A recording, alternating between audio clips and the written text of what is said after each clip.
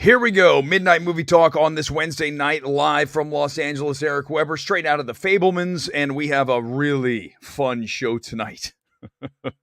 These are the shows that I look forward to doing. When you go to see a movie and your expectations are here and the actual product ends up far lower than here. I mean, the Fablemans is so far below what I expected it to be. This is going to be an amazing night. I can't wait to get into this.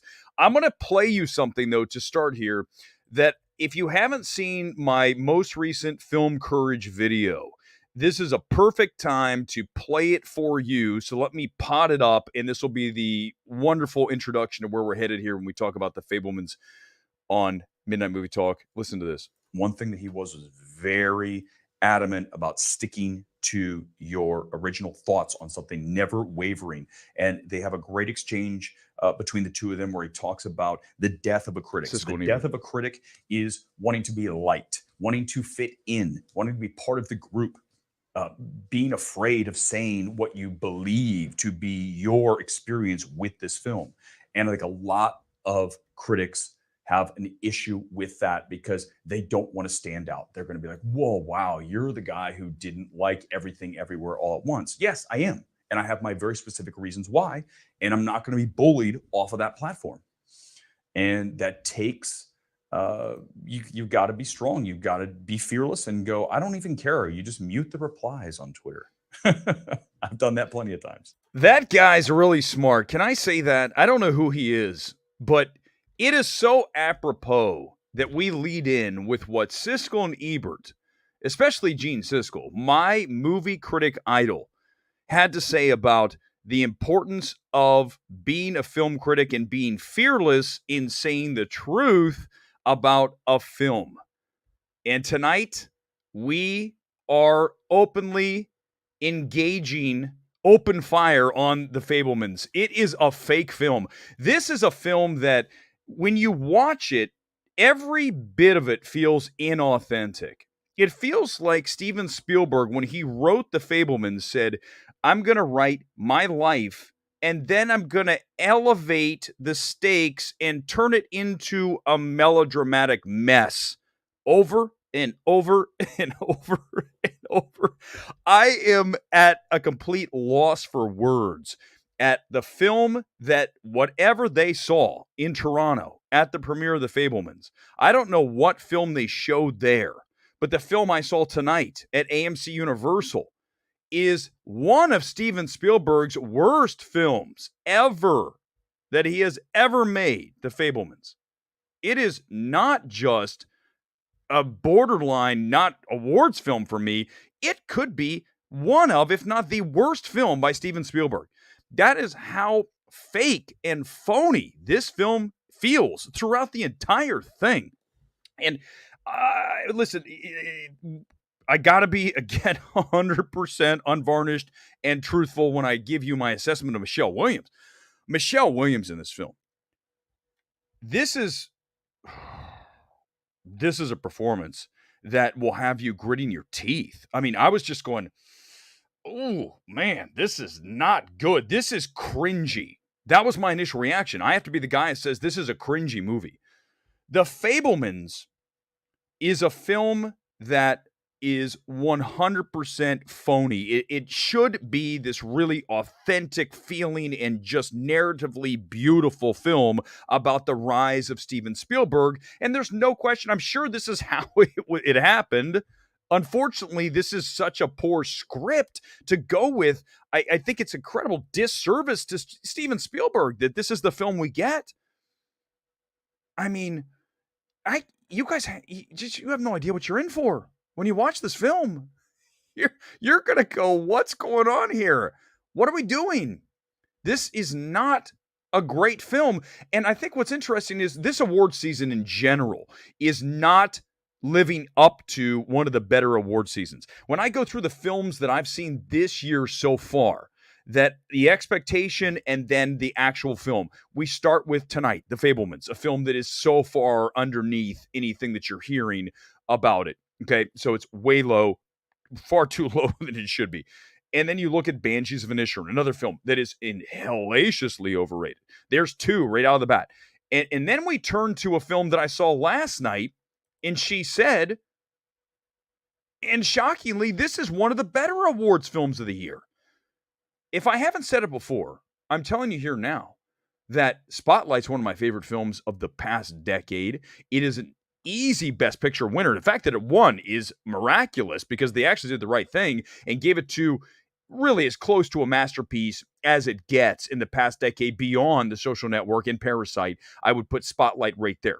So if I'm going to compare a film to Spotlight, and there's no question that She Said is very much in the same vein, and clearly everyone involved here said, let's take Spotlight, and instead of the Catholic Church and the sex crimes by priests, we're going to insert Harvey Weinstein and everything hellacious that he did to women over the years, and we're going to make a very similar film, which they have here with She Said.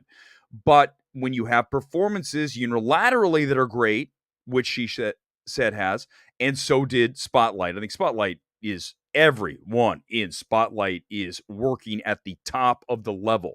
And I think She Said is close. And when you look at Carey Mulligan in this film, she is lights out. She should win Best Supporting Actress. Of everyone I've seen this year, Carey Mulligan by far is the best. Okay. And then you look at Zoe Kazan, very strong. You have a bunch of really solid supporting performances behind them. She Said is far and away a superior film to The Fabelmans. They're both Universal films. And I think what's funny is if you ask Universal, they're going to say, yeah, The Fabelmans is our Oscar film. I'm telling you, no. She Said is your Oscar film. The Fabelmans is this fake film that I just can't even put in that realm. In fact, I can't even put it in Best Picture. No way. I mean, it just can't be there. We can't discuss The Fabelmans as a Best Picture. We can talk about She Said as a Best Picture. No question about it whatsoever. So hit me with your questions about either of these two films. And we're going to get into a bunch of stuff here. It is award season night here because I'm finally getting to some of these films. Now, I didn't get a chance to early. You know, I don't go to the festivals. And let's talk about that for a moment. So many people go to festivals such as Toronto, such as Telluride, such as Venice, wherever we go, the three major festivals that kick off award season. This week, AFI is in Los Angeles, okay? AFI Fest. When you go to festivals, you have a bunch of people that are excited to be at a film festival. And the truth of it is, it doesn't matter if you're at a film festival or if you're watching it at AMC Universal. You are still watching a film, no matter where the setting is, as long as you're watching on a big screen, right? It doesn't matter if it's the first or the third or the 25th screening of the film or when it opens. It's still evaluating the film in front of you. And we have a bunch of people who go to film festivals and they get all excited. I am at Toronto and oh my God, The Fabelmans. You can't allow yourself to do that because you are doing yourself an incredible disservice to the art of film criticism when you get locked into some kind of festival hype. It doesn't matter. You have to remove yourself, extract yourself from that situation, and get locked into what you're watching. And don't worry about what anyone says. You are the ultimate arbitrator. You're the one who's going to make the decision, not anybody else. And that's what the point was when we started tonight's clip from the Film Courage, talking about Siskel and Ebert and the death of a critic, wanting to be liked, wanting to fit in, being afraid to say what you know to be your experience with the film. And instead you go, well, I don't know if I want to stick my neck out here and say The Fabelmans is fake as hell. But I just did, because it is. And Banshees of Inisherin, hellaciously overrated. And Everything Everywhere All at Once. No, we're not doing that. We're not going to do it, Eric. No, don't stop. But don't be afraid to be that guy or that gal that says what you believe to be true and I think ultimately will be proven right. Because when the average moviegoer gets their hands on The Fabelmans, they're going to say, what? What movie did you guys watch? Because what I'm watching feels so inauthentic. I mean, it just feels forced. Everything here feels like a version of what Steven Spielberg went through, and then we're going to heighten the elements to make it feel melodramatic as hell. But I think the other thing that's very very poor about this film is that the narrative arc, right? So when we have Steven growing up with his family, it's almost like we have these scenes that just kind of exist, and they don't stitch, they don't mesh the way that you would expect them to from a master storyteller in Steven Spielberg. And I think we need to ask this question too. When we look at a filmmaker in Steven Spielberg, who now is beyond the age of 80, let me get the exact age up. I did not even look how old he is. I'm going to guess he's got to be 80 something, right? I mean, okay, so as you get older, for those of you who haven't quite gotten there, as I continue to age by the day, we all do, 75.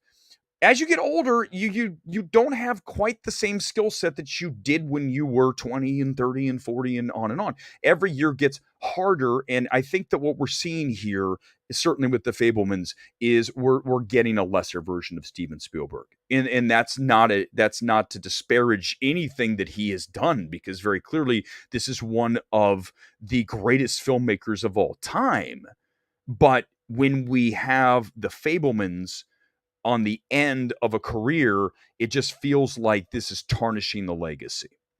And that's the disappointing part of the Fablemans, because it's about him, and it should feel like something that we come out of and want to celebrate. And this is a film that I want to spread and say, this is the man that brought us these films, and E.T. and Jaws and Close Encounters and on and on. I mean, I go to AI. I love AI. Minority Report. Name a Spielberg film. There's so many that are classic, that are masterpieces. And then we have the Fablemans. And I think the most damning thing I can say about the Fablemans is, you're going to watch a film that is 2.5 hours long, and you're going to get to the final scene where we finally get to Steven Spielberg becoming the director in Hollywood. And we get there and we're like, okay, this is the movie. And then the movie's over. So what I really want to watch is get rid of everything before the final scene in the Fablemans and start the movie in the office. I'm not going to tell you whose office, in an office. And then we go from there forward with Steven Spielberg's story. That is how bad the Fablemans is. And what a disappointment, because it's just a shame. You want to watch the second half of the movie that we don't get to see versus the first half. And again, I go back to Michelle Williams. I'm sorry, we have to talk about this. This is a very bad performance. I mean, this is a performance that I'm kind of surprised that someone on the set didn't say, Michelle, you are overboard. You are now into another space that is not even, you're acting. You are acting at a level that I can feel that you're acting, right? You know, when you watch bad acting, you start to see the actor, right? You see the person that is really emoting, right? A lot of time in live theater, you see that. I feel like she's doing some kind of live theater thing here. It does not work. And another thing that doesn't work is Paul Dano. I really admire Paul Dano. I think he's fantastic, certainly as the Riddler. Go back and you look at many of the films that he did from a young actor, and did some really interesting films. The one about the gal that comes to life, him and Zoe Kazan, who's his real life girlfriend, they did a film, Sparks. Someone will come up with it. That film is cool. He's good in that film. Here, he is emoting. He is really leaning into his dad role. And you got Seth Rogen here, and it just doesn't, man, the Fablemans does not work. In fact, if I were to, this film should not be in the Best Picture conversation. And I know that's very hard to admit, because again, we are trying to celebrate the legacy of Steven Spielberg. But when we have a film as fake and just melodramatic and just inauthentic as this film feels, I just can't put it into the Best Picture conversation. I can't do that in good conscience. It's not good. So how can we talk about it as a Best Picture? I can't talk about it as a Best Director. And I think that's the hard part that people are going to have to come to realize here as we go forward in award season, that we have a film here that celebrates and should celebrate the life of one of the greatest filmmakers of all time. And because the quality is not what it should be, we unfortunately cannot include it. If we're doing it correctly, if we're doing it like I tried to say in the Film Courage video, when we are fearless and we are saying what the reality is, we can't put it here, even though everything tells us we should. Let's get to the comments here on this Wednesday night. Thanks for joining me, by the way, MMT. Those of you who are new to the show, I lay the topics out and then you guys hit and we go back and forth. It is a communal experience. And by the way, I apologize for those of you who have been hitting me with the super chats. I'm going to pay attention now. Any super chat goes to the top of the chat. You're straight in. Okay, that's how it works. But again, I'm really sad tonight to bring you this news that The Fabelmans is not a good film. It's just absolutely not happening. Kim, I mean, look, we're right off. The hot take is right here, Kim. Right off the bat, we've already started with the hot take that The Fabelmans is fake. Who's saying this? Well, let's get a quick check of the Rotten Tomatoes score. I'm gonna guess it's got to be close to 100%. Okay, let's just throw it out. Let's put in The Fabelmans. Give me 1 second. We'll get it there. Okay, here it is. I'm gonna put it in the 90-ish percent. Where is it? Where come on, find it. There it is. Okay. 94%, everybody. 94. So when you are saying a film, look, it's at 90. Let me make it bigger. It's at 94% right now on Rotten Tomatoes. Zoom in. 94. Okay. There's no way in hell that's a 94% film. Now, let's make sure that everything is you guys understand that I totally get how the tomato meter works, okay? I'm not some newbie that's like, oh, that means that it's a 94. No, what that means is that 94% of the critics who have submitted a review onto Rotten Tomatoes say that it is fresh versus rotten. And that scale for every critic is different. I think that's one of the problems with the tomato meter. I have reviews on there, haven't put one on in many years. But let me tell you this. The problem with it is that there's not a universal grading scale for the reviews. And I think that we really need to go 0 to 10, 0 to 10, whatever you want to do, percentages, 50% to 100, whatever, 0 to 100, whatever you want to do. But the problem is that this is not a 94% positive film. I mean, how many rotten reviews do we have? Let's look. I'm going to guess there better be at least 3 rotten reviews. Let's read the rotten reviews and we'll see. There's 4. Thank you 4 people. Christy Puchko from Mashable. I was reminded of Belfast. Yes, you were. Where a filmmaker's fascination with his own origins perhaps unavoidably weighed down by self-indulgence and sentimentality. But here's the thing, is that Belfast is better. And I know a lot of you don't like Belfast, but I can tell you right now, Belfast is a better film than The Fabelmans.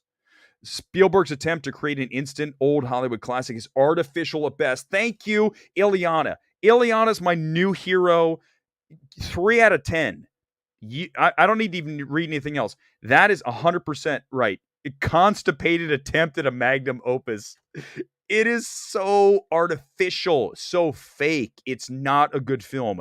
Kudos to all 4 of these critics. Christy, Ileana, Drew, and Nick. You guys rock. You guys are 100% right. I'm going to give Nick credit right off the bat because he saw it back on September 11th, which is at Toronto. And he said he gave it a rotten. He was the only person when the reviews first came in to give it a rotten. And for that, Nick Shager, this is what we talk about. Be fearless. Nick said it is rotten, and you have to be able to do that, and he got it right. The Fabelmans is not a good film.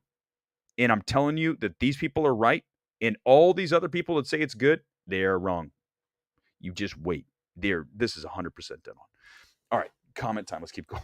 So there you go. You wanted your takes. I mean, how can you come in any stronger than saying that Spielberg's life story feels phony as hell? I mean, how much more real do you want out of Midnight Movie Talk than come in right off the bat and blast Steven Spielberg? Goodness gracious.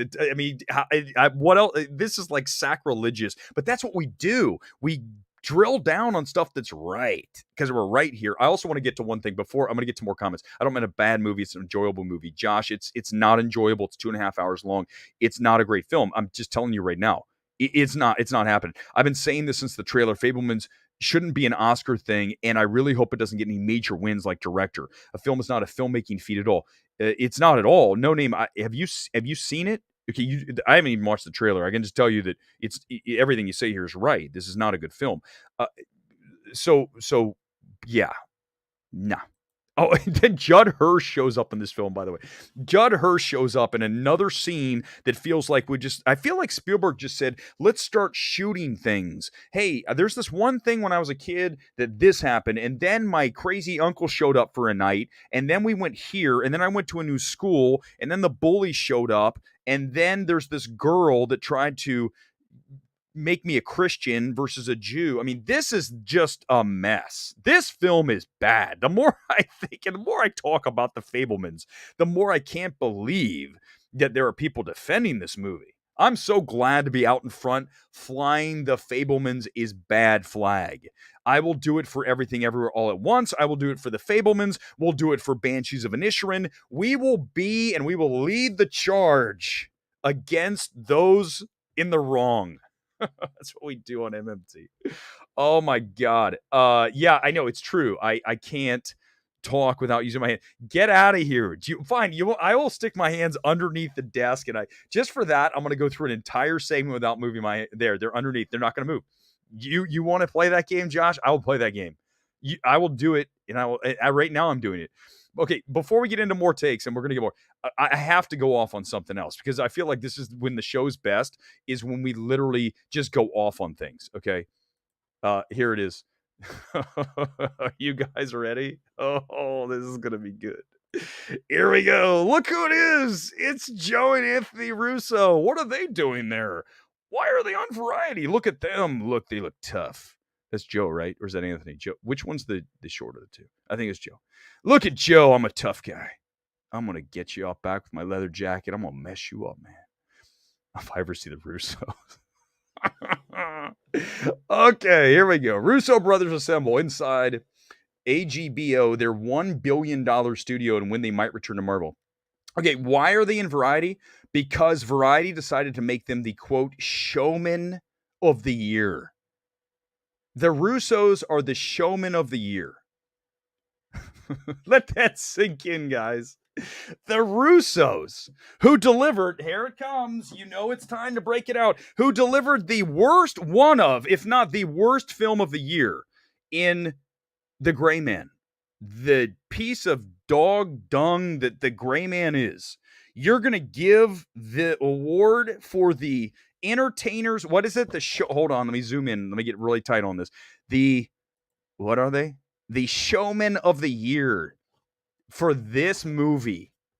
This heap of trash. What a terrible film. The Gray Man is one of the worst edited films that you will ever watch in the history of cinema. And yet here they are being honored by I have a lot of friends at Variety. Listen, this is not disparaging anyone at Variety. Although at this point, it's like I've already. Did I tell you guys this already? I'm going to tell you right now. So in case you didn't know, from all indications, I've been removed completely from Netflix's invites. I told you this would happen. I knew it was going to happen because I said when you come out and attack films like The Gray Man and you hammer the studio for having no creative control whatsoever, I mean, just allowing directors to do whatever they want, the studio eventually is going to be like, okay, you're no longer going to come to our things. But here's the reality of it. Since that's already happening, I mean, it just doesn't really matter. Am I really losing anything here when you think about Netflix's film department? I mean, are we missing anything when we don't watch Bardo? Or when we don't, I saw Pinocchio. By the way, I snuck into Pinocchio. They weren't going to invite me. I snuck into the animation is film thing and I sat on the side and I figured that security was going to kick me out. I told you Pinocchio's fine. It's Del Toro. It's him making Pinocchio. We've already seen Pinocchio, a million iterations of Pinocchio. So ultimately that's the problem, that it just doesn't feel fresh. And you're watching a film, you already know what's going to happen. And then you have songs that are completely forgettable. And here we go. And so I snuck in to see Pinocchio. Netflix, I can't believe, didn't drag me out of the place. But here's the reality with what I do. Is that when I come out of a film, often I'm going to go, oh my God, this is amazing. Like She Said. I love She Said. I think She Said should absolutely be a Best Picture nominee. And then the next night for the same studio, Universal, I come out of the Fabelmans and go, oh my God, what an inauthentic, melodramatic, fake film. So that's what you get. You're going to get me championing. God, that's a pain in the ass word. Saying, hey, this is She Said. And then you go, oh, God, what the heck is this Fabelmans? This is cringy. And that's what you're going to get. You're going to get the really highs and the really lows, okay? That's the reality of film criticism. And I'm trying not to make it personal. It's sometimes it's hard With Michelle Williams, I'm not saying she's a bad actress because she's really strong in so many things. But here, she's really bad. Paul Dano's not great. The kid is the best part of the film. The kid who plays Steven Spielberg, easily the best part of The Fabelmans. Everything else here is not, including Judd Hirsch, who, like I said, shows up and does this thing for one scene. You're like, what was that? So that's the reality, right? You're going to get a really high thing and then a really low thing. So Netflix needs to understand that, yeah, I'm going to absolutely savage the Gray Man, and then I'm going to turn around and maybe say All Quiet on the Western Front is one of the best films of the year. I still haven't seen it, but let's just imagine in that world. Or let's go back to last year. Who was the one person that was one of the only people early on that was defending Don't Look Up? It was me. I really like Don't Look Up, and I did not like Vice. I think Vice is terrible. I think it's a really bad film because of how, because Adam McKay was just like, by the way, you will feel this way. You will say this is bad. I don't want that. I want a filmmaker to just show, and then we will make our own decisions. And he does a much better job with that, but Don't Look Up. So Netflix is conveniently forgetting that I was the one saying Don't Look Up is great. And look, it got a Best Picture nomination. It got screenplay wins here and there. I said it's a good film. And so I was there doing that. And then I turn around and savage the Gray Man. That's just the way it goes. I mean, what do you want? We talk about this all the time. Do you want me to come into a film and come out of it like Fandango reviewers, don't make me say the name, who come on and say, oh, this movie's great, so is this movie, and everything else is good in this, and this is also awesome, and so is that, and so is this? Why are you listening to that person? Everything is good. They're not saying anything's bad. You want someone who's going to say the truth. So that's the reality. So Netflix, you're going to get a positive with Don't Look Up, and then you're going to get a negative with The Gray Man. You're going to get a mixed on what the hell's the movie that I said is Hustle.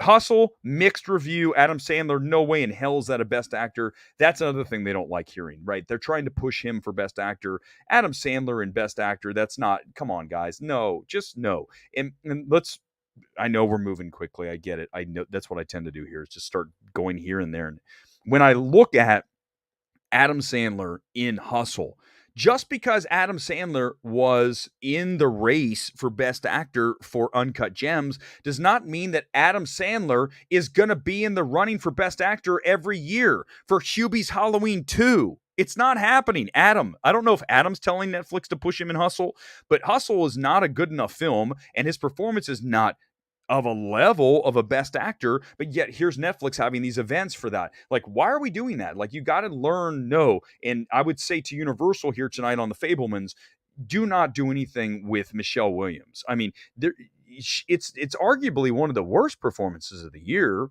So I think for Michelle Williams, I think it's a good year to sit this one out because it's not good. And that's what I would advise Universal. I mean, obviously they can still push this film for a Best Picture and for a screenplay, and it's Spielberg, so they will be able to manage that. But here's what I will suggest to you. If The Fabelmans was not about Steven Spielberg, it was just about some random kid, and I know I'm asking a lot here. I'm just saying play the game with me. If it's about some random kid in his, tale of coming of age tale, it would be, you'd be like, this is not a good film at all. So we can't, this is the key. We can't do things like saying films are good because a director has a pedigree. We just can't do these things. Wakanda Forever. Thank you. We're going to see that on Monday, by the way, Wakanda Forever. I'm very excited to see it. The Fabelmans, Banshee of Inisherin, and Bardo will fail to get Best Picture nomination. I don't know about Bardo, but from what one of the problems with Bardo right off the bat is that you had to go back and re-edit it, which points to exactly what I'm telling you about Netflix. You should never have to go back in after screening a film and re-edit it because people said it was too long. That should be taken care of before it is screened, so you don't have to look stupid straight up and show it again. Oh, I'm sorry, we didn't mean to show you that version. We're going to show you a shorter, tighter version that should have been that way in the first place, but we didn't have a studio head who said, hey, Inarritu, make your movie 45 minutes shorter. And because you didn't do that, you got to go back in and re-edit it and say, look, it's Bardo again. It's this new film. And everyone's like, what are you talking about? I already watched the 3-hour self-indulgent Bardo, and now you're giving me this 2-hour and 30-minute Bardo. this is, by the way, what I just said is exactly why Netflix is not inviting me. But you know what? The funny thing is, give me a like, because that is 100% accurate what I said. 100% accurate. That's the problem. They have no control. They need to have somebody in there, and I will do it. Man, I'll do it. Listen, man, Inarritu, haven't seen it. I'm just suggesting that this is what I'm hearing. Well, let's go to the Gray Man since I saw it. Bring me the Russos. Joe, Anthony, I love Endgame. It's one of my favorite movies of all time. It's great. It's certainly the best Marvel film, and what a fantastic cap to that, decade plus Marvel. But you've had Cherry, and now you have the Gray Man, and I'm sensing that you guys don't know how to edit a film. So I think that we're going to have to take this out of your hands, and we're going to have to re-edit it and create a whole nother movie from this. And I'll still let you guys direct it, but we're going to have a whole new edit of this film. And someone needed to tell the Russos that. I've said it a million times. You've heard this now from me, but I'm 100% dead on. You can't let these directors just do whatever they want. You have to have someone who is really good. I don't know, like sometimes me, and watch a film and say, this isn't good, get rid of that, cut this, switch this around, move this here. I just saw, it's going to hit me at some point. I saw a film a few weeks ago, and I remember thinking, if you would have brought this to the front and squeezed that here and compressed that, the film's better. And I told it to Jeff Ewing, and I know Jeff is a really smart guy when it comes to screenplay. He goes, you're right, it's better. I'm like, of course it is. But why is someone at the studio not seeing those things? Why is someone on a YouTube stream telling you how to make a movie better and being right about it, and then your studio guys going, this is a good film? That's the problem. I do have integrity. I hope you're talking about. Listen, ultimately, at the end of the day, this is what I hope you guys get out of this: is that my integrity in what I believe in is 100% what it is. And so you're never going to get someone. I could never work at Fandango. I could never work at Variety. I could never work at THR. I could never work at Deadline and come out of these things and say, wow, oh my God, Fabelmans. Like, okay, there's a member. I'm not like, I got to watch what I say here, even though I really want to go off. There's somebody who works at one of the trades. There's more than some. There's at least one person at the trades. And this person is handcuffed so that when they come out of a film, and you guys can guess in the comments, when they come out of a film, they have to say something positive. Because if they don't say something positive, you know what's going to happen to that person?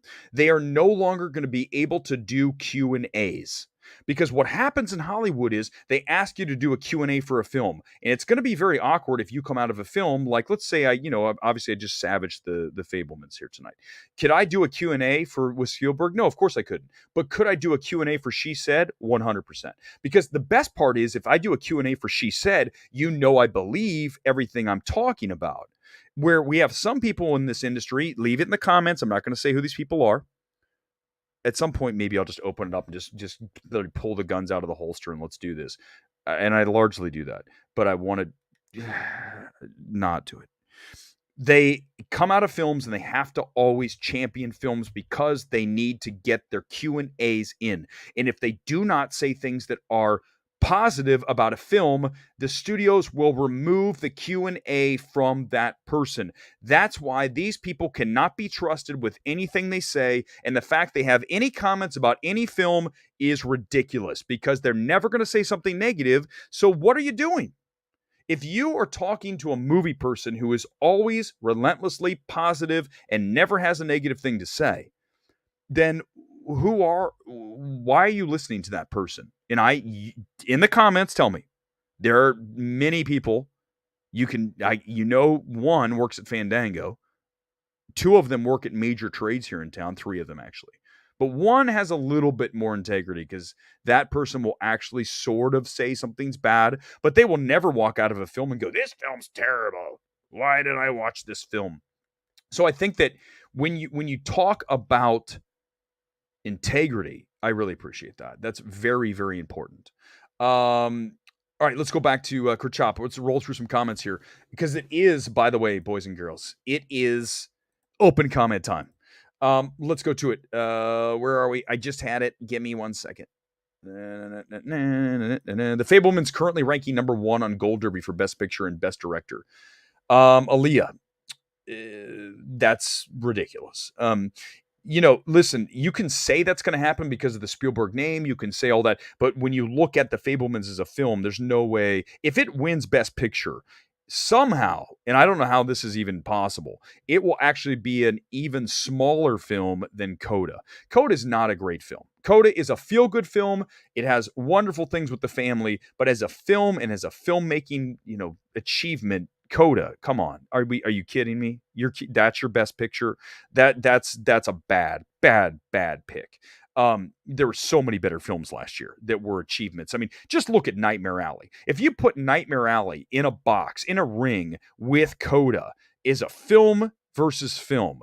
Nightmare Alley destroys it with one punch. It's literally like Nightmare Alley and Coda come out into the middle of the ring, and then Nightmare Alley just unloads a quick jab to the face, and Coda, it just is annihilated. It's not speaking about what Coda is about, and certainly no one's we're talking about as a film, which I know people get all riled up. Oh, you're saying Coda's bad. Well, it's not a great film. Coda's not a great film. Come on, guys. Don't tell me it is. Who is better in She Said, Kazan or Mulligan? Mulligan is very good. Mulligan should, yeah. And I think that when you look at She Said and you ask me, which way do you want to slot these two? So the studios have the ability to look at a film and say, we're going to make this person lead, we're going to make this person supporting. And when Universal said, let's take Zoe Kazan and put her lead, and let's put Carey Mulligan supporting, that is the smartest path to getting what you want. And what they really want is just a nomination for the film. I don't think Zoe Kazan can get in for Best Actress because it's just too strong, and Cate Blanchett is winning that.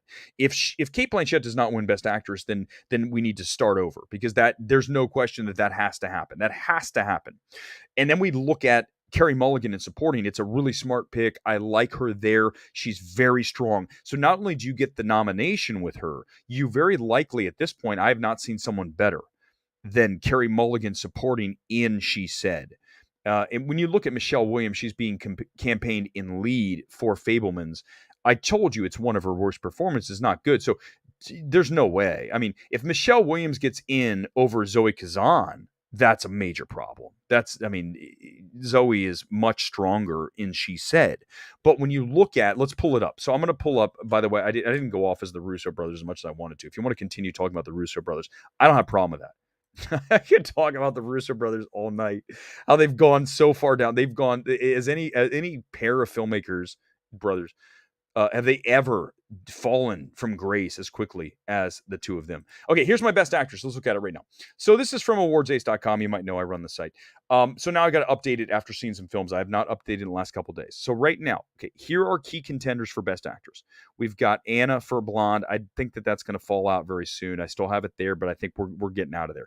Cate Blanchett's a lock to win. I mean, no question. Chastain, Good Nurse, still haven't seen it. Coleman, Empire of Light. Here's the issue with that. Olivia Colman in Empire of Light is doing what we've seen her do. We just saw it last year, and now we're seeing it, we're seeing it again in Empire of Light. Empire of Light is a very frustrating film. I feel like if Empire of Light was a great film, you'd be looking at a possible Best Picture, but because the screenplay is just not as cohesive, it certainly still is a better screenplay than The Fabelmans. So that's something to say, because I'm not a fan of Empire of Light screenplay. That's how bad the Fabelman screenplay is. Is that we have Olivia Colman. We've seen it before, so I think she could be out. Viola Davis, Woman King. If you're going to go somewhere with the Woman King, you're going to go supporting. That young actress is really good. In fact, I would actually put Mulligan and the young actress from The Woman King up against each other. They'd be 1-2. I don't know which one. That's really hard for me to pick. They're both great. Danielle Deadwyler is fantastic in Till. She is a nominee, but I still can't see a universe in which she beats Cate Blanchett. If you're talking about merit, no way. Still haven't seen Rooney Mara in Women Talking. I know Florence Pugh and Don't Worry Darling's very likely not going to happen. I still like to put her there because I think it's a very good performance, and how I feel Don't Worry Darling's a better film than a lot of you do. Do I understand that that's probably not going to happen? Yes, but I still want to keep her in the conversation. Margot Robbie, Babylon. I'm going to see that film here coming up very soon, and I will have a very good gauge on what's going to happen with Babylon. That is the last major film in, other than Avatar 2. And when we look at Babylon, if it's as good as we expect it to be from Damien Chazelle, old-time Hollywood, even though I'm not sold on the trailer, if it's anything decent or good, the way this year is falling, Babylon really can step in and take this. And then you have I got to pull Michelle Williams from the Fablemans out. She is definitely not happening. So that's being yanked out of there. In fact, when I get done, I'm going to yank her out. We have Michelle Yeoh. She's in. There's some of you think she can beat Kate Blanchett. Could she? Yeah, I guess there's a universe in that. But what I'm saying is, if we're doing a merit thing, and remember, I'm all about merit. Okay, I'm always going to be about merit. The best person wins. Doesn't matter anything else. Everything else doesn't matter. When you look at it, Jessica, stop saying the good nurse. What am I talking about? Kate Blanchett and Tar is by far the best. It's not even a contest. So that's very easy to do there. Let's go through Best Picture real quickly too, since we're kind of just like in the middle of we're getting into this. We're right here. I mean, we're almost at the point where we have all the films, and I'm slowly knocking these things out. Okay, hold on. Let's get the Best Pictures up. And come on, what are we doing? Come on, website, work for me. It's not working for me. My website is stuck. That's not good to have a live stream. There it goes. You didn't see that. No one saw that, by the way. Okay, let's go over our Best Pictures. Okay. So these are our key contenders. Avatar: Way of Water. Why? Because Avatar 1 obviously was a big Oscar winner, contender, all those things. So it's there. Babylon's there. Banshees of Inisherin, even though I don't agree with it, it's there. Black Panther: Wakanda Forever, I'll see Monday. I think we all know that is going to be a contender no matter what, even if it's mediocre. I'm hearing it's not as good as some are suggesting. People behind the scenes have been direct messaging me saying, it's okay. We're going to find out Monday. Elvis, I love. Elvis is a very entertaining film. Tom Hanks is not good, but the direction, Baz Luhrmann in that direction, and Elvis, absolutely. Empire of Light, as an overall film, I think it absolutely deserves to be there. The screenplay is the weakest part of Empire of Light. Everything Everywhere, you guys know I do not like that film, but it has to be there because it has the buzz. Fabelmans, I don't want to see that there, but it just is going to be there. She Said deserves a spot. She Said for sure. The Sun I still have, even though I know that some people are down on the film. I'm going to see it Saturday. I feel like The Sun, just because these other films are just weak. The things I'm seeing, like Fabelmans, is not great. So The Sun has a shot. Tar is one of the best awards films, if not the best awards film of the year. I think Tar, as a filmmaking, when you look at Todd Field, when you look at Kate Blanchett, in the screenplay, I think when you look at a complete arc, right? A character arc in what we see with Lydia Tarr, who, by the way, whoever thinks that was a real character, come on, guys. I know the movie's cool and stuff, but you got to know just by watching the film that it's not based on it's true story. It's fictional. Ugh. Love Tar. Deserves to be there. Top Gun Maverick will get a nomination. It's there. Still have to see The Whale. Still have to see Women Talking. I think those are our films. If you see something else in there I think these are our films. We have 1, 2, 3, 5. We have 15-ish, 14 films. I don't think there's anything else that's going to get in there. I think these are the films that we're going to get our 10 from. So that means we're only going to get rid of 4. So if I was to ask you, if right now, if you were to ask me what films are the weakest on this list, I would actually say The Sun for sure, because I haven't seen it yet, but I just feel like The Sun's probably on the weaker side. And The Whale, maybe. Women Talking, I feel like, is maybe there. She Said, I need to make this clear tonight. If one of the things we need to absolutely state and have written, etched in stone, She Said deserves to be in the Best Picture conversation. Anything that I am comparing to Spotlight is about as high praise as I can give a film. And when you look at She Said, you're looking at a version of Spotlight with Harvey Weinstein, which means it's going to ring really well with Hollywood, because Harvey Weinstein is Hollywood. So how is it not going to work? So there's my look at Best Picture. We'll do Best Actor another night. I think we had Best Picture and Best Actress. And thank you, Kyle, for Hail MMT. Guys, honest to God, we started this channel 6 months ago. It's only been 6 months. Maybe it's 7 now. And we have grown. But that's not even really, I don't even care. I swear I don't. What I care about is creating a community where we can come on here and get after it like a live Twitter session and have fun discussing films. And then you guys know I'm going to bring the heat with these takes because I believe them. I'm never going to come on here and say something and go, well, I'm going to say it just to say it. Because if I do, it doesn't feel right. And I can't even go anywhere. The Russo brothers rant, Eddie, I've had so many of them, I don't think I can do another. Except what I said about the Russo brothers. That if you look at filmmakers that have had a fall from grace from perspective of just filmmaking. Forget about we've seen fall for grace from people doing things that obviously are horrific and they get pulled out like Harvey Weinstein. This is not what happened to the Russos. The Russos lost their mojo. The Russos between Endgame and Cherry and then The Gray Man have gone so far down the ladder of quality that I can't even imagine writing them a check to do anything. Amazon gave them this huge check to do this show they're doing for them. No way, man. Pull the plug. It's over. And they were just named like the most powerful people in Hollywood. So you know that my days are numbered at any premiere out here. I don't care. Make better films, Russos. That's how you solve it. I don't know you guys. I just know that The Gray Man's terrible. Like, how did you think that's a good movie? It's kind of like imagine like thinking something's good and it's being the complete opposite of good. That is The Gray Man. Like, hey, we're so proud to show you The Gray Man. Oh, that's the film. That was me tonight, The Fabelmans. Here's The Fabelmans. Oh, I can't. Oh, what? This movie's not good. Someone needs to tell Steven Spielberg that this isn't good. The Gray Man for Best Picture. Get out of here, Gingy. That ain't happening. Best Editing. Oh my God. Can you imagine if we put The Gray Man in Best Editing? Hey, it turned in earlier. I was watching an aggrieved Lakers grind out a dub. Hey, good for the Lakers. They got to win. NBA's already started. It's too early to be watching the NBA. October and November NBA. Are you kidding me? Come on. Carey Mulligan does always rock. She's always badass. I love her. Shame's a really cool little film. Steve McQueen, right? And by the way, when we talk about a director and we talk about a film that is not screenplay wise great, but directorially great, you know what we're talking about? What is really like example A for me when I talk about directed fire screenplay, Widows from a directorial standpoint and what McQueen does with that film, like the stuff in the car, like just the SUV to SUV stuff, the shots in the limo.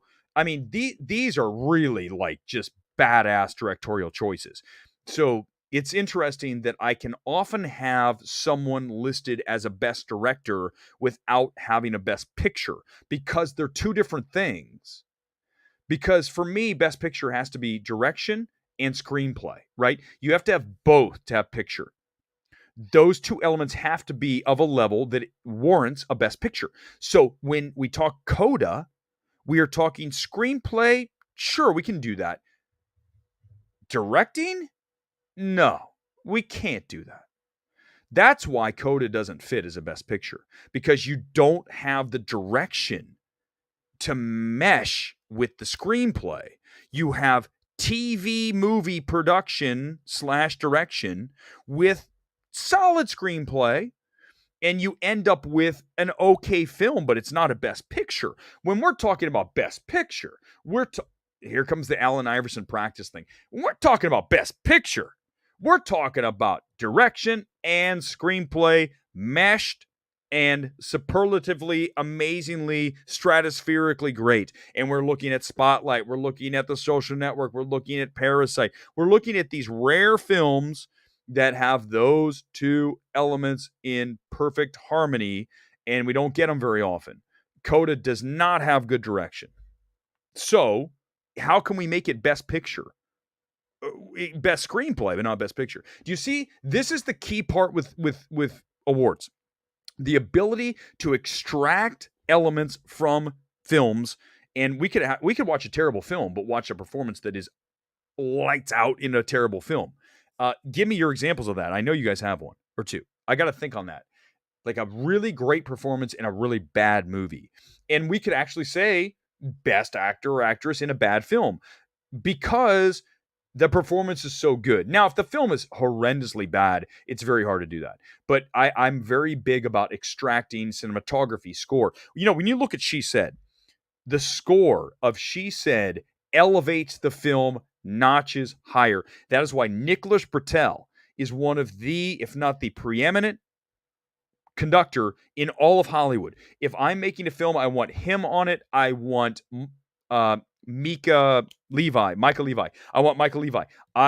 There's a bunch. Those two are the first two that pop into my mind. Micah for something that is strange, and Nicholas for something that is classy. And when you watch She Said, you just listen and you're like, I didn't know who scored it until the movie was over. And I was like, whoever scored this elevated the film. And of course, here it comes. Score by Nicholas Britell. Wow, right? I mean, when you look at Beale Street, what a score. I remember talking to Nicholas Britell at the Critics' Choice Awards. I saw him a couple times during that award season for Beale Street, and I think that was the only one he had. I think maybe another one. And I remember just telling him, and it's very easy for me to do this when I believe in something. I'm going to come up and say, I love your things. Like, can you imagine me walking up to the Russos? I mean, first of all, if I did, I'd probably need to have, they'd probably have security say, get this guy out of here. But I would say, no, hold on. Endgame's unbelievable. I love Endgame. You guys are great. I think that and Infinity War, you guys killed it. But then you have to ask the question, how much did Kevin Feige play in all that? Right? So when you watch The Gray Man, when you watch Cherry, when you watch what the Russo brothers have done with their last two films, you go, well, I wonder how much Kevin Feige had to do with the final two Marvel films in Infinity War and Endgame, because those are great films. And then you watch Cherry and then The Gray Man, and you go, oh, Kevin Feige, maybe you're the director, because clearly whatever he's doing is the answer for what the Russos are producing, because it is certainly not Scott Stuber down at Netflix who let him get away with The Gray Man, or whoever's over at Apple and said, let's do Cherry. Cherry's terrible. So you got two bad films, and this is what happens when you let directors just do what they want to do. And I know a lot of you have a problem. Come into the comments if you have a problem with it. You have directors who get to do whatever they want, and it sounds great, right? If you want to direct, you're like, oh, make whatever movie you want. Yes. But there are some directors who need to have a little bit of guidance and a little bit of, hey, maybe we should do this and that. Because even like Spielberg with the Fabelmans, you got to make that movie not an hour shorter, okay, it's a little much. Let's make it 45 minutes shorter. Let's make it 145 instead of 230, and we can cut a lot of scenes, and we can maybe reshoot all of Michelle Williams' scenes to try again. I really do. Man, her performance is not good. I feel like Spielberg, when he was doing the Fabelmans, now at 75 years old, he's just like, Michelle, this is everything you do is good. Because if I were in the director's chair watching the performance that Michelle Williams gives in the Fabelmans, I would certainly pull Michelle aside and say as nicely as possible, hey, Michelle, I get what you're doing here. Can we maybe ground this more? Can we bring it down a notch? Can we lose the aloofness? Just bring it, maybe just have a little shade of aloofness rather than the whole thing is this weird kind of kooky thing. But that's got to be hard. It's got to be hard, right? If you're a director and you have a major actress like a Michelle Williams, and you see her doing something that's not good, and you go, hey, listen, you guys watch Entourage? The episodes with like Vinny Chase, and they had the director didn't get along, and they were going at it. I feel like that's definitely going to happen in Hollywood a lot, where you have somebody who's, of a major level, and then they're maybe not doing something that's that good. And you have to go, hey, like even Paul Dano, I said here, Paul Dano is like, he's really acting. And I feel like Paul Dano needs to kind of lose that. He has that look on his face where it's like, and he just kind of needs to go, right. He needs to just ease up on the emotion, and then you get something a little more grounded. I think what I'm always looking for when I watch a performance is someone who's very natural, someone who is not rehearsed. And I think maybe that's what we do here. I think that you guys know this is a live stream, obviously, and there's not a lot of retakes or reshoots. There's never that. When you watch a lot of YouTubers, they're out there and they're editing, right? There's all the edits, and they're doing their best, and they're look at what's his name, the kid who's over the top, right? What's the kid's name? Don't make me say it. That kid. When I watch that, I go, well, that's not real, right? What you're doing is inauthentic. It feels like it's really fake. It's phony. I feel like you're putting on a show. And I feel like, yes, there are times that I'm definitely leaning into things here, but ultimately it's more of a grounded thing. Like if we're having a discussion at a bar, I'm going to talk the same way to you here. Ask anybody that I have a drink with here in LA, Gore will tell you that, Jeff Ewing, Menzel, Mendelsohn, any of them will say, "Yeah, Erick's the same guy, right? That you see here, you see out there." And I think that's the key. So when you're acting, I feel like you've really got to be able to ground that so that you're not acting. You're almost, in a documentary. And I know that's asking a lot if you're playing a character, but I still feel like that's important to ground what you're doing. Even if you're doing a character, you still have to ground it. And the best actors are able to do that to a level where you're just throwing it away. I told you I took acting lessons years and years ago. And one of the things that the coach, JD, what the hell is his name? Not JD Vance, JD someone rather. He told me, he goes, Erick, throw it away. And I go, what do you mean? He means when you say the line, you just say it. You don't go like, are we going to the movie tonight? Are we going to the movie tonight? Are we going? Are we going? Yes or no? Versus, I feel like sometimes we have these actors, and I think Dano here is just kind of like, hey, are we going to the movies tonight? And God, please, I'm trying to, I can't, I'm not giving acting lessons. That would be really weird, but I just did. You know what I'm saying? Throw it away. And I think what we're doing here is throwing things away. And that's why it's hopefully an enjoyable channel. Thank you guys for being here again. Paul Dano has a problem with overacting. Thank you, Gone Girl. Many scenes in there will be blood in some parts in the Batman. It's definitely a problem because I see it again here in the Fabelmans. Paul Dano's good, but he definitely lingers on things to the point where, again, when you're overselling it, it's almost like even in the Riddler, he's doing the serial killer, obviously, but it's even like there it's different. It's a character. He can do a little more of that. Here he's playing dad, and I feel like he's so like wanting to be likable rather than just being likable. Do you know what? You guys know what I'm saying, right? So I feel like, just like Gone Girl says here, that I feel like we feel that. We feel that. Aloof is the perfect descriptor for Michelle Williams. The top half of her face never emotes. Kerchop, maybe that's some of it too. There's something that I definitely didn't like in this film about her performance. But I have to go back. I liked her as Marilyn Monroe, My Week with Marilyn. I know that goes back to 11, 12. I think she was good in that. I mean, it's been a long time since I watched it, but I definitely thought it was a solid performance. Shame. There's a bunch of stuff in between. Obviously, I'm drawing a blank. We could go through. Let me pull up her page. Let me pull up Michelle Williams. And honestly, I'll tell you, I don't think I've seen what I saw here tonight with Michelle Williams. And that's the troubling part, is that I wonder, I think when you see that, and you see also Paul Dano doing the same kind of thing, really leaning into his stuff here, I feel like that is a director thing where the director has to be able to pull the actor aside and say that this is not working and we need to maybe ground it more. And I know I keep saying ground, but it really is, right? You guys know, those are the movies I love the most, films that feel authentic and lived in. And I think She Said does that very well. Everyone in She Said feels like they're real characters. They are not putting on a show. They are the actual New York Times reporters. And all the women that they talk to, Kazan and Mulligan go out and talk to, are excellent.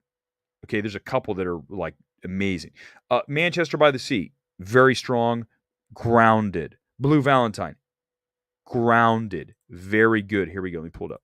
So when we look at Michelle Williams right here, the four that they have, I don't think I saw Take This Waltz. My Week with Marilyn, good. Blue Valentine, grounded. Manchester by the Sea, ground. These are good Michelle Williams performances. Then we get to the Fabelmans, and we're talking about, no, I didn't see Fosse. I didn't see it. Venom. Greatest Showman, she's good. By the way, don't make me defend The Greatest Showman again, guys. Don't make me do it. I will. I think that's a good, entertaining film. Has some amazing songs. The soundtrack is one of the best. Top to bottom, the songs in The Greatest Showman are stellar. Much better than La La Land songs. Benji and the other dude wrote both of the songs, right, from Greatest Showman. Greatest Showman kicks La La Land's ass when it comes to songs. I'm not saying it's a filmmaking experience, but yeah, when you look at this, you're looking at her best performances, the ones that are grounded. Manchester by the Sea and Blue Valentine. Those are very authentic, very grounded performances. When you're asking Michelle Williams to do this act and be Steven Spielberg's mom, who is I don't want to give the movie. I almost gave the movie a little something that happens in the movie. It just isn't a great performance. Okay, Brokeback Mountain, great call. Thank you. Another very good grounded performance. Little Miss Sunshine, Paul Dano, very good. It's what was the hold on? What was the one where he has the made up girlfriend? I liked the film. He actually directed that, or she did. I think Zoe Kazan directed it. It was a film that was a it was a it was a Searchlight film from Ruby Sparks. Oh my God, the fact I remembered Ruby Sparks. So here's Ruby Sparks. So Ruby Sparks is a really cool little film that was written and directed by Zoe. Um, okay, she didn't direct it. My bad. She wrote it. So Zoe wrote it, directed by a couple guys. I like Ruby Sparks is a really cool little film. It's a weird. The directors of Little Miss Sunshine, of course.